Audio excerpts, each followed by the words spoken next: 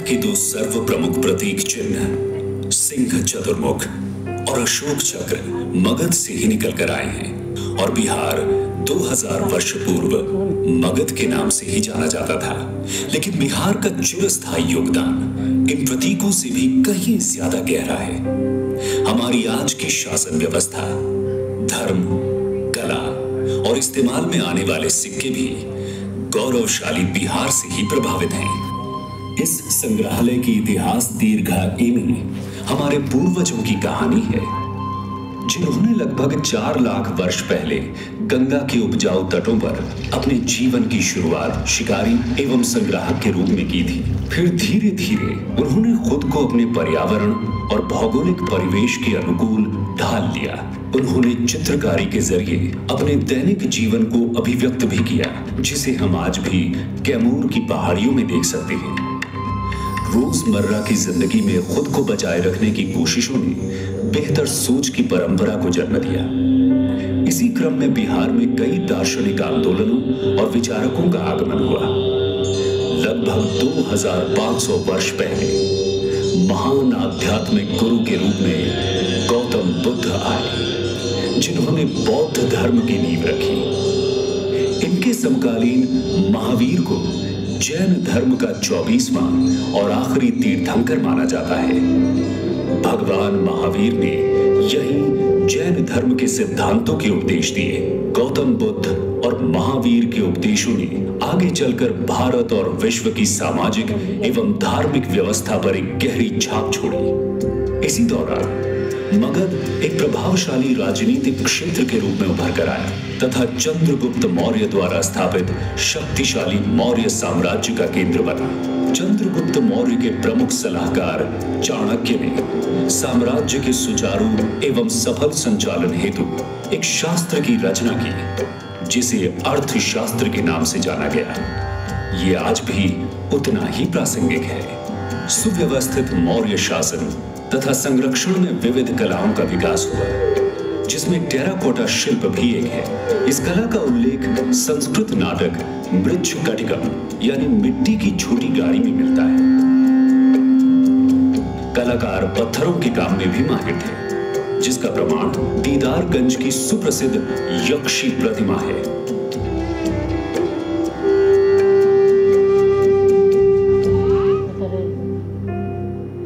वर्तमान पटना के कुम्हरार नामक स्थल पर खुदाई के क्रम में एक 80 स्तंभों वाला सभागार प्रकाश में आया है।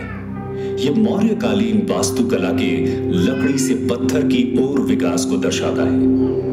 आगे जाकर सम्राट चंद्रगुप्त के पौत्र सम्राट अशोक के कारण बिहार के इतिहास में एक उल्लेखनीय परिवर्तन हुआ। सम्राट अशोक कलिंग युद्ध में विजयी होकर भी निराशा और ग्लानि में डूब गए। युद्ध में हुए रक्तपात के कारण उन्हें एहसास हुआ कि हिंसा निरर्थक है। इस कारण उन्होंने बौद्ध धर्म अपनाया और उसके सिद्धांतों का प्रचार प्रसार अपने साम्राज्य के अतिरिक्त बाहरी प्रदेशों में भी किया। अशोक ने अपने पूरे साम्राज्य में शिलालेखों पर समाज कल्याण के आदर्शों को अंकित करवाया। बराबर पहाड़ियों की गुफाओं में पाए गए शिलालेख अशोक द्वारा जैन धर्म तथा अन्य छोटे समुदायों जैसे आजीविक को दिए गए संरक्षण को प्रदर्शित करते हैं। इतिहास दीर्घा बी हमें गुप्त शासन के 300 वर्षों की यात्रा की ओर ले जाती है, जिसे भारतीय इतिहास के स्वर्णिम युग के नाम से भी जाना जाता है। इस काल में बिहार में कला, साहित्य और विज्ञान के क्षेत्र में काफी विकास हुआ। गणितज्ञ और खगोल शास्त्री आर्यभट्ट ने आर्यभट्टीय की रचना की। इस रचना ने अब तक कई पीढ़ियों के खगोलविदों और गणितज्ञों पर गहरा प्रभाव डाला। गुप्त काल में ही बिहार के प्राचीनतम एवं अब तक जीवंत मुंडेश्वरी मंदिर का भी निर्माण हुआ। गुप्त वंश के शासकों ने बिहार को एक शैक्षणिक केंद्र बनाया। उन्होंने ही नालंदा, विक्रमशिला, उदंतपुरी व तेलहारा जैसे प्रतिष्ठित विश्वविद्यालयों को विकसित किया। इन विश्वविद्यालयों ने आगे चलकर पाल वंश के समय में और भी अधिक ऊंचाइयों को प्राप्त किया।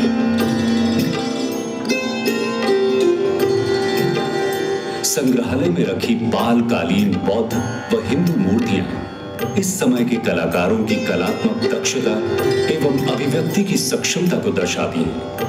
इनका विकास पाल वंश के 400 वर्षों की शासन अवधि व संरक्षण के दौरान हुआ। पूर्व मध्यकाल एक तरह से सत्ता परिवर्तन का काल रहा। इतिहास दीर्घा सी ये दर्शाती है कि किस तरह बिहार ने इस अशांत समय में भी अपनी सामरिक नीति की महत्ता को बनाए रखा। 16वीं शताब्दी में शेर शाह सूरी ने अपने अधीनस्थ क्षेत्रों पर सुव्यवस्थित प्रशासन चलाया। अपने 5 वर्ष के संक्षिप्त शासनकाल के दौरान विभिन्न व्यापार मार्गों को जोड़कर शेर शाह सूरी ने सड़क-ए-आज़म बनाई, जिसे आज ग्रैंड ट्रंक रोड कहा जाता है। शेर शाह सूरी ने ही उस समय रुपया नामक मुद्रा का प्रचलन शुरू किया, जो वर्तमान मुद्रा रुपया का पूर्व रूप था। शेर शाह सूरी द्वारा सासाराम में बनवाया शानदार मकबरा उनकी चिरस्थायी विरासत की गवाही देता है।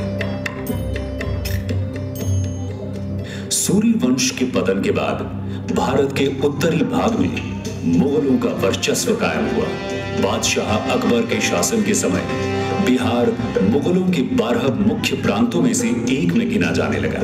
इसी समय बिहार सूफी मत का एक महत्वपूर्ण केंद्र बना। ये प्रदेश शेख याहिया मनेरी जैसे संतों का वास रहा, जिनकी खूबसूरत मजार आज भी हम मनेर शरीफ में देख सकते हैं।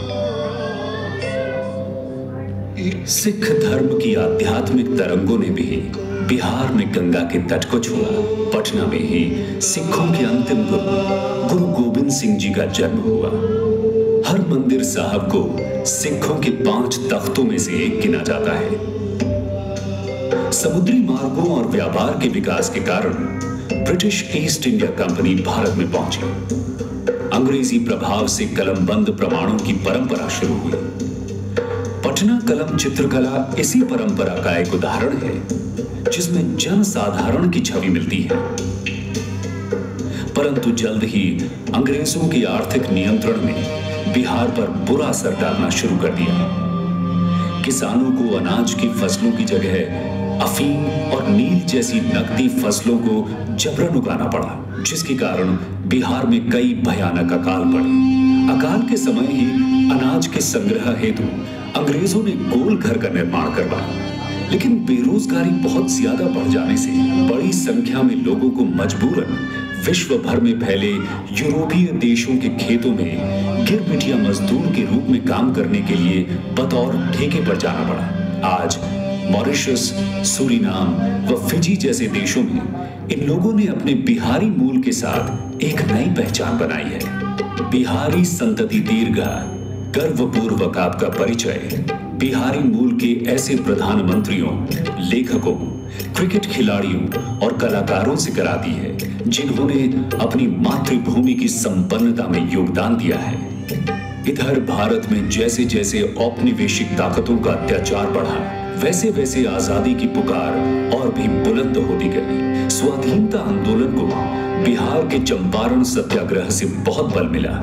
इसकी शुरुआत किसी और ने नहीं, स्वयं मोहनदास करमचंद गांधी ने की थी। भारत का सबसे पहला सविनय अवज्ञा आंदोलन गांधी जी ने ही शुरू किया, जिसने भारतीयों की एक संपूर्ण पीढ़ी को स्वाधीनता की लड़ाई के लिए प्रेरित किया और अंततः 15 अगस्त 1947 को भारत को स्वतंत्रता प्राप्त हुई।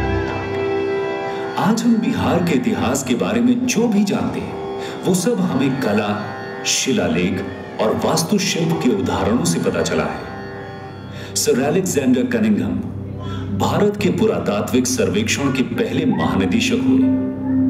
उन्होंने पूर्व प्रसिद्ध चीनी यात्री जैसे ह्यून सांग के यात्रा विवरण का अध्ययन किया और उसकी मदद से उन्होंने नालंदा की खोई हुई विरासत को ढूंढ निकाला। आज भी नालंदा में चल रही खुदाई से नई व अद्भुत वस्तुएं सामने आ रही हैं। इनसे नालंदा विश्वविद्यालय के गौरवशाली इतिहास के बारे में कुछ नई और आश्चर्यजनक बातों का पता चलता है। नालंदा से थोड़ी दूर तेल्हारा है, जहां अभी बिहार राज्य का पुरातत्व निदेशालय खुदाई कर रहा है। इस उत्खनन से यह पता चलता है कि तेल्हारा भी कभी नालंदा की तरह ही शिक्षा का एक महत्वपूर्ण केंद्र रहा होगा। बिहार जैसे गतिशील राज्य की संपूर्ण कहानी कहना और उसके बारे में जानकारी दे पाना इतने थोड़े से समय में संभव नहीं। इस अद्भुत प्रदेश की जिज्ञासु व उत्सुक प्रवृत्ति के कारण हर दिन हमें इसके किसी नए पहलू के बारे में पता चलता है।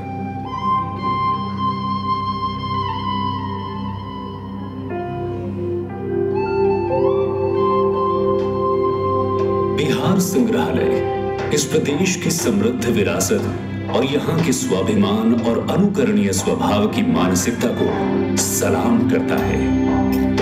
आइए बिहार संग्रहालय में आकर बिहार के महानतम ऐतिहासिक क्षणों का अनुभव करें।